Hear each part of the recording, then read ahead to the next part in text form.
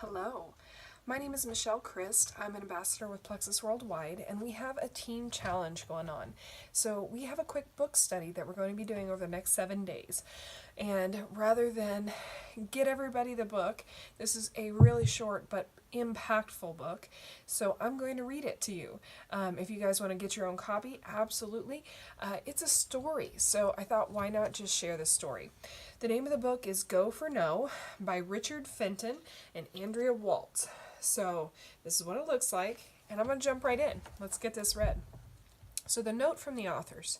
Go for No is a fictional story about 4 unforgettable days in the life of Eric James Bratton, wonderful husband, terrific brother, and so copier salesman.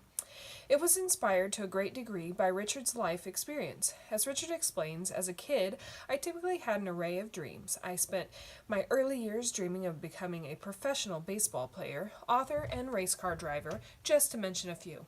Oh, and yes, like most boys, I loved dinosaurs and would spend hours in the backyard digging for fossils. One day, at the age of 8, I took my collection of plastic dinosaurs and set them up on a table in my basement and invited everyone in the neighborhood over to hear me talk about them. As I recall, I charged a nickel per person to get in. As people were leaving, one of the parents came up to me and said, "You are quite the professional speaker." I didn't even know what a professional speaker was, but I sure liked the sound of that. At the age of 8, I discovered my dream.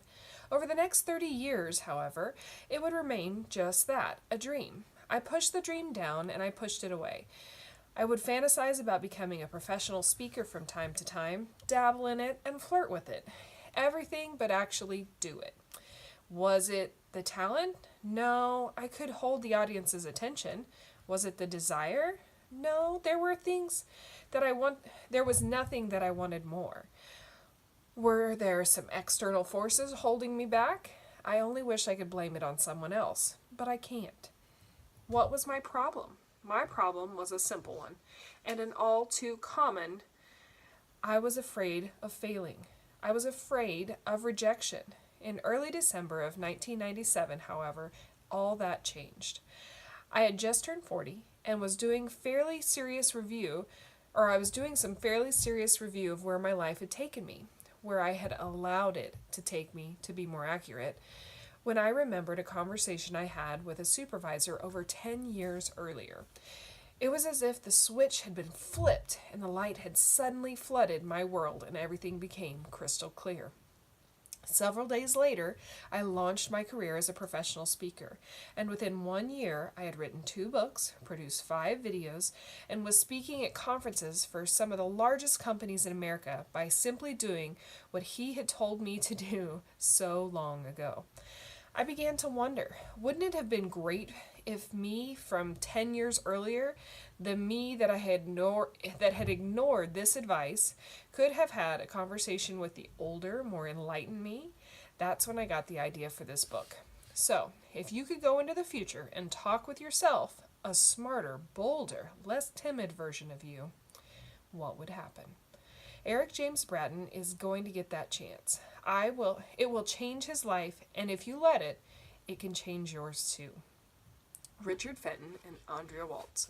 P.S. We also want you to know that while the main character is a salesman, this book is not only for salespeople. It's for anyone who has to face rejection, the novelist searching for a publisher, the network marketer building a downline, the entrepreneur looking for venture capital, the student raising money for the softball team, or the parent trying to get their kids to eat peas. This book for anyone who wants to break through self-imposed barriers and achieve everything life has to offer. Chapter 1. Starting off 3 for 3. It was the 3rd week of March in 1990. I turned the steering wheel of the Oldsmobile, guiding it into the parking space next to the empty phone booth. The Cutlass was by no means my preferred choice of vehicles. I'd much rather have opted for a small 2-seater, but it was the car my company provided to all of its salespeople. There were no exceptions. This was my 3rd year working for Western Equipment Leasing, and I was doing pretty good for myself. I was 28, married, and making good money. Not that I was setting the world on fire as a salesman, mind you. I was in the middle of the pack from a performance standpoint, but compared to most of my friends, I had a dream job. As a leasing representative in the copier division, I set my own hours. The sky was the limits in terms of income, and today was a good example of what was possible when I put my mind to it. I slid a dime in the slot and dialed. "Good afternoon, 4th Street Gallery. This is Elaine Bratton." "Guess what your husband did today?" I grinned widely. "You picked a bad time to play 20 questions, sweetie. It's really busy and I have another line on hold." "Then guess quick." "Okay, you robbed a bank." "Close. I made 3 calls and I closed them all. I'm 3 for 3, and it's only Monday." "What do you think of that?" I asked. "Great," she responded, adding, "Maybe we'll be able to put some extra in the Hawaii fund." "Let's not count our chickens before they're hatched," I said with caution. I still need to make one more sale to hit quota. Let me get that notched, and then we'll see. "Of course. Listen, I really have to run. Are you picking up dinner or are we cooking?" "I'm feeling very Chinese. Leave it to me." "I love you. Bye." "You too." I hung up the phone and looked at my watch. It was 3:30 in the afternoon, and if my memory served correctly, the Lakers were playing at the Knicks at the Garden. They were playing the Knicks at the Garden. I calculated that with 3-hour time difference, I could pick up some Kung Pao shrimp and still get off in time for tip-off. Chapter 2. Tying up loose ends. "Eric, what are you doing here?" the office receptionist called out as I wove my way through a sea of desks on the way to my cubicle Tuesday morning. "What do you think?" I called back, holding up the mound of papers balanced on my arm. "I'm tying up loose ends as usual. You know, Karen, selling is 1/10 prospecting and 9/10 paperwork. The more I sell, the more I regret it." "Don't let Frank hear you say that," she responded with a smile, motioning to the large office in the corner. Frank White was the vice president of sales for WEL, and a man not to be taken lightly. A hard-driving, hard-charging type, Frank could instill fear in almost everyone, just by looking in their direction. His favorite saying was engraved on a plaque that sat at the edge of his desk for all salespeople to read. It read, "Hit your quota or hit the bricks." It was intimidation, pure and simple, and for the most part, it worked.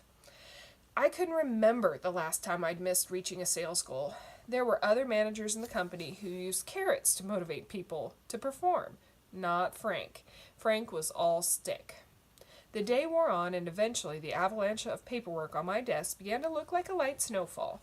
By about 2 o'clock in the afternoon, I was caught up on everything, and I thought I might actually grab a bite to eat and still have time to make a sales call before heading home for the night. I grabbed my jacket and headed down to the basement cafeteria. After filling my tray with meatloaf, mashed potatoes, and small salad and a Diet Coke, I worked my way to one of the empty tables. No sooner had I put the first bite of food in my mouth, one of the guys from marketing sat down beside me. "Eric, how's it going, my friend?" I looked at him suspiciously.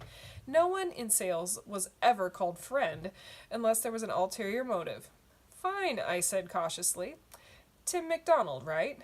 "Yeah, Tim McDonald. Boy, you guys in sales have great memories. Listen, Eric, I was wondering if you could do me a favor. I'd really owe you." "What exactly do you need, Tim?" "Well, we're conducting a focus group of sorts, kind of a cross-section between customers and some marketing department people, and we really want to have a representative from sales. Do you think you could spare an hour or so?" No way, I thought to myself, and almost couldn't believe it when I heard the words, "What time?" roll off my lips. 10 a.m., and I promise it won't go over an hour. 90 minutes tops. Thanks. McDonald stood up and strode off, getting away quickly before I could change my mind. What a pushover I am. This was really going to put a dent in my day, but an obligation was an obligation, I rationalized. Chapter 3. That's why I'm in sales.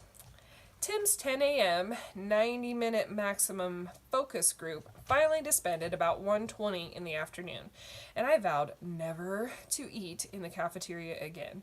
I grabbed some fast food, ate at my desk, while looking over a stack of prospect cards, deciding which showed the most promise for that quota-reaching sale I needed to keep the wolves, my wife, and Frank at bay. The phone rang. "Hey, it's Carl. Sorry it took so long to get back to you. I was on the road," my brother said. "Business or pleasure?" I asked, already knowing the answer. "What's the difference?" he said with a laugh. "That's your problem, Carl. You don't know how to have fun. And speaking of fun, that's why I called. I was thinking maybe I should take you up on that invitation to play Bel Air and give you a chance to dust off that membership of yours." "Sure, the invitation's always open." "Great. How about you and me playing hooky tomorrow afternoon?" "No way. For tomorrow. Not during tax season. Call me in May, and I'm all yours." "Sorry, Carl. May is no good for me. Right in the middle of copier season, you know," I countered jokingly. "It's May or no way, little brother," Carl stated resolutely. "Fine. You pick the Saturday." "Good. I'll let you know," he said and hung up. I sat there at my desk finishing my burger and thinking about how great a round of golf sounded when it suddenly hit me. Why not play a round of golf myself tomorrow? It wouldn't be Bel Air, but golf is golf. If I could get in on the course by 6, I could be back in the clubhouse by 10, making calls at 11. I picked up the phone and dialed. "Strawberry Creek Golf Course," the voice said. "Yes, I was hoping to get an early tea time tomorrow morning," I began.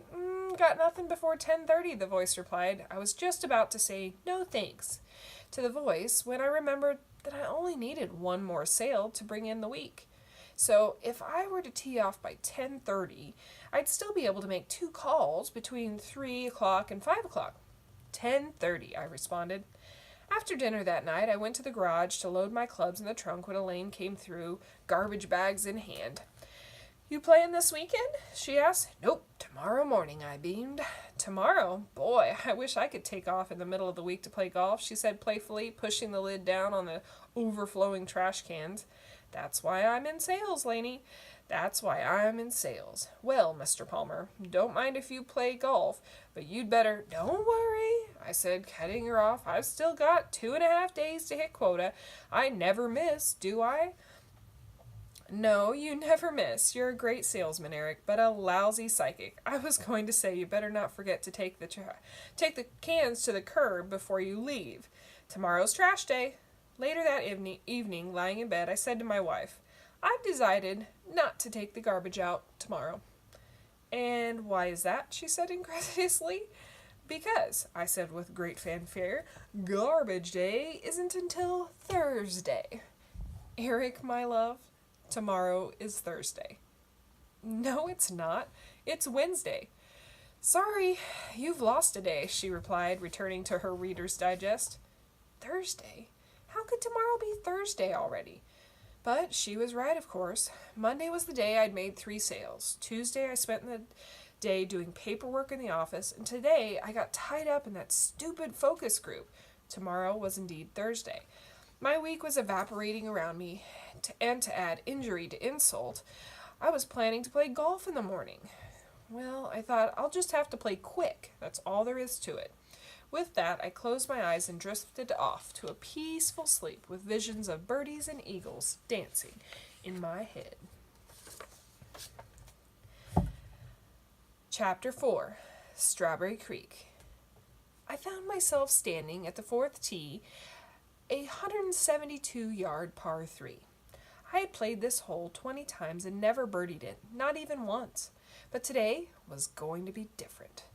Having been all over the place with my irons, I decided I'd use my 3-wood. I'd just take a gentle, easy swing and plop this shot right in the middle of the green. The ball sailed high in the air and then started its downward trajectory towards the green. I could already see that the shot was going to be long. The 3-wood had been too much club. If the ball did hit the green at all, it was going to be the very back edge. "Stick! Stick!" I shouted, attempting to will the little round sphere to stop in its tracks as it hit.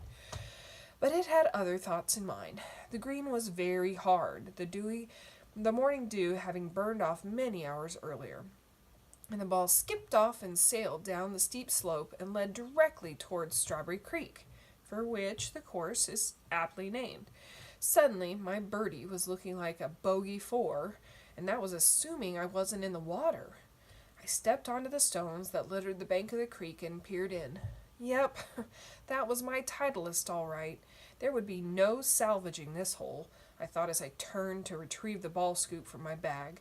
Suddenly, I felt the cleats of my shoes slip on the mossy rocks, and all at once, I lost my balance, both feet going out from under me at the same time.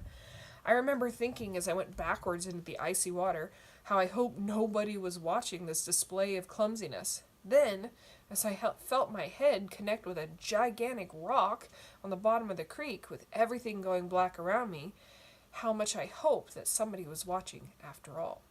All right, I'm stopping here, guys. Tune back in for our next few chapters.